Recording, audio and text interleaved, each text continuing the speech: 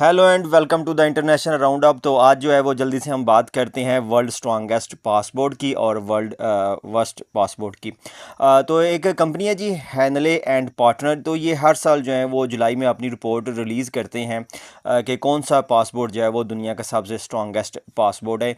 इनकी जो रिपोर्ट है ये बेस करती है जी इंटरनेशनल जो है एयर ट्रांसपोर्ट एसोसिएशन। ये वहाँ से डाटा लेते हैं कि एयरपोर्ट में जो है वो कौन कौन से पासपोर्ट के जो हामिल मुसाफिर हैं उन्होंने वहाँ पे जो है वो लैंड किया है। तो इनके मुताबिक कहते हैं जी कि दुनिया में 227 टोटल डेस्टिनेशन है जिनके लिए आपको वीज़ा जो है वो चाहिए होता है। स्ट्रॉन्गेस्ट पासपोर्ट वालों को वीज़ा नहीं होता, उनके लिए वीज़ा फ्री एंट्री होती है। और एवरेज की अगर हम बात करें तो 111 जो है ना वो ग्लोबली ऐसी डेस्टिनेशन है जिनके लिए आप असेस कर सकते हैं वीज़ा फ्री। और जो टॉप रैंक पासपोर्ट है वो 195 डेस्टिनेशन है जिनको वो वीज़ा फ्रीली एक्सेस कर सकता है। और जो वर्स्ट पासपोर्ट होते हैं, जो बॉटम रैंक पासपोर्ट होते हैं, उनके लिए जो एवरेज है वो तकरीबन 26 ऐसी डेस्टिनेशन है जहाँ पे वो वीज़ा फ्री एक्सेस हासिल कर सकते हैं।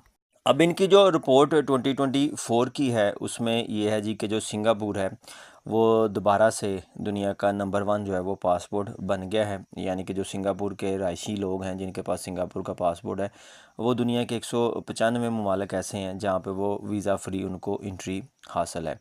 और दूसरे नंबर पे जो है वो जापान है, फ्रांस, जर्मनी, इटली और स्पेन है। इनके हामिल पासपोर्ट वाले जो है मुसाफिर हैं वो दुनिया के 192 डेस्टिनेशन पे जो है वो जा सकते हैं। लास्ट ईयर जो है वो जापान टॉप पे थे, लेकिन अब जापान जो है वो इसमें 3 दर्जे नीचे जो है वो चला गया, यानी कि 192 से 195 पे आ गया।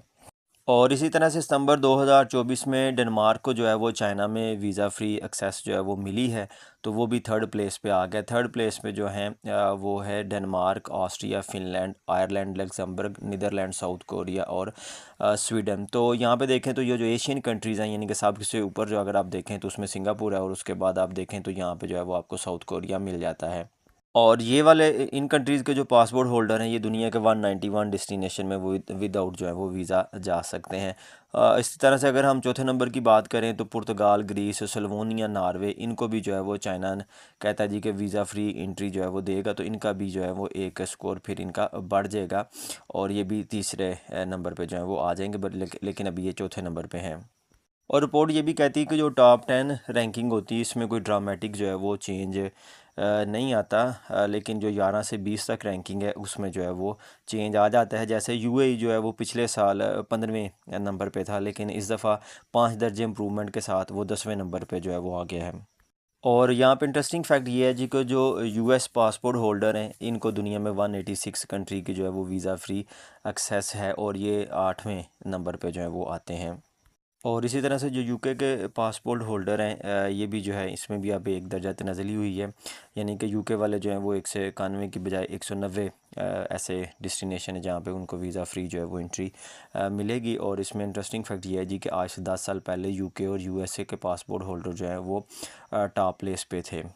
और इसमें ये भी हुआ जी कि जो वीज़ा फ्री डेस्टिनेशन है ना इनका भी नंबर जो है ना वो काफ़ी ज़्यादा बढ़ गया। यानी कि 2006 में पूरी दुनिया में जो है ना 58 ऐसी वीज़ा फ्री एंट्री थी जहाँ पे जो है वो लोग ट्रैवल कर सकते थे।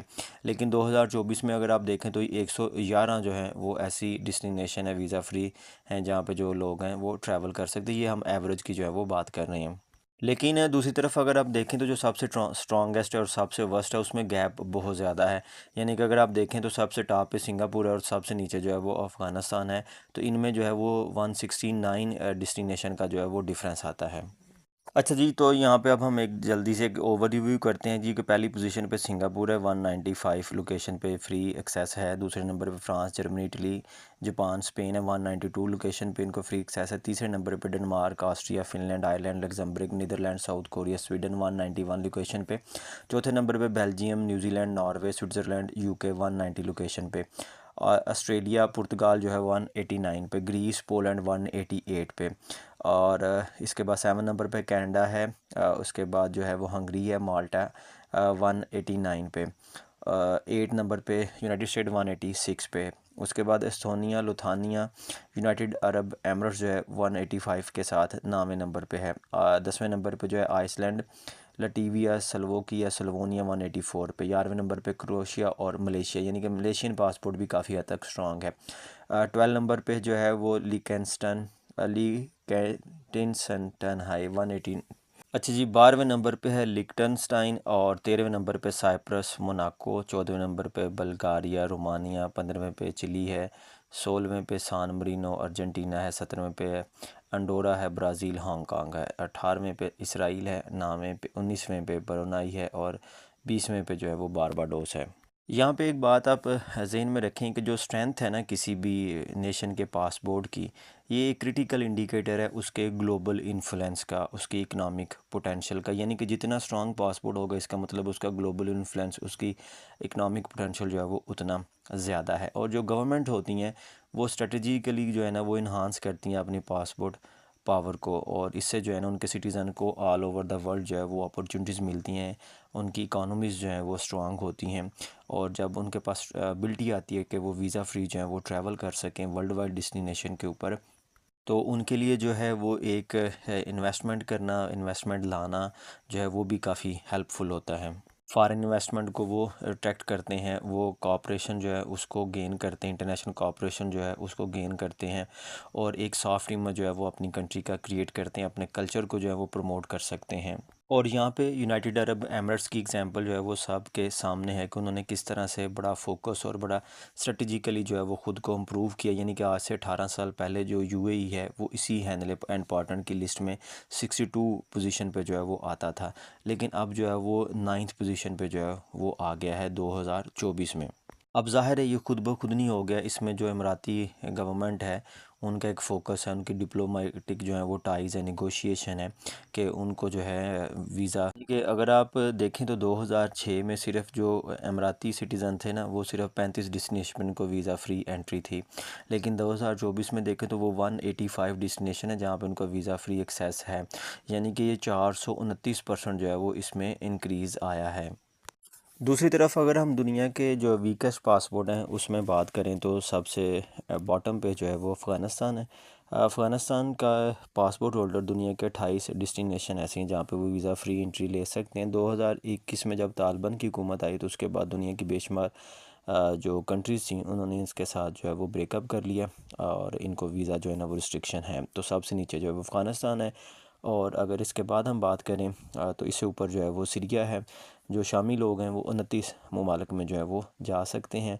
और सिविल वार, इसके बाद जो है ना इलीगल जो ड्रग ट्रेड है वो, और दूसरी कुछ वजूहात की बिना पे इनके ऊपर जो है वो रिस्ट्रिक्शंस हैं।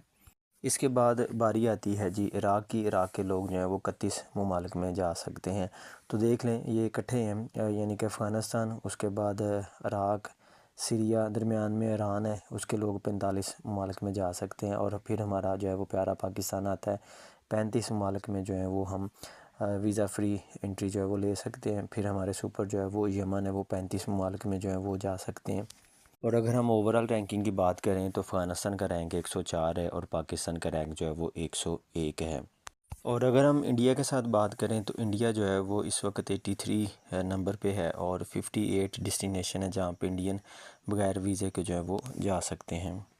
हाँ जी, तो पाकिस्तानी जो हैं ये नेपाल जा सकते हैं, इनको वीज़ा ऑन अराइवल जो है वो नेपाल में मिलेगा। उसके अलावा वियतनाम जो है, वियतनाम में जो है उसके लिए ई वीज़ा जो है वो चाहिए, लेकिन जाने से पहले हमें ये वीज़ा लेना पड़ेगा। इसी तरह से अगर हम इसमें बात करें तो जो सोमालिया है इसमें वीज़ा ऑन अराइवल जो है वो मिल जाता है। कीनिया जो है इसके लिए जो है ना वो ट्रैवल कर सकते हैं, और वहाँ पे जाके जो है वो वीज़ा लेना पड़ेगा, इलेक्ट्रिकल ट्रैवल अथॉरिटी ETA। और यही सब श्रीलंका के साथ है कि पाकिस्तान ट्रैवलर जो हैं वो श्रीलंका जा सकते हैं, उसके लिए इनको पहले ETA लेना पड़ेगा, यानी कि इलेक्ट्रॉनिक ट्रैवल अथॉरिटी जो है वो लेनी पड़ेगी। इसके साथ जो है वो जा सकते हैं जी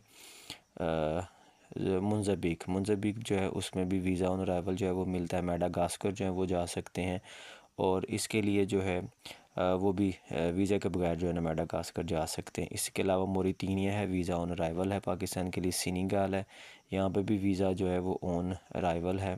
और इसी तरह से गुइना बिसाओ में वीज़ा ऑन अराइवल है। सीरा लियोन में जो है वो वीज़ा ऑन अराइवल जो है वो मिल जाता है। और थोड़े से बुरुंडी है, बुरुंडी में वीज़ा ऑन अराइवल है। और रवांडा है, यहाँ पे भी वीज़ा ऑन अराइवल जो है वो इशू होता है पाकिस्तानियों को। सेनेगाल में भी जो है वो वीज़ा ऑन अराइवल जो है वो मिल जाता है, और कतर जो है उसमें भी वीज़ा ऑन अराइवल मिलता है पाकिस्तानियों को।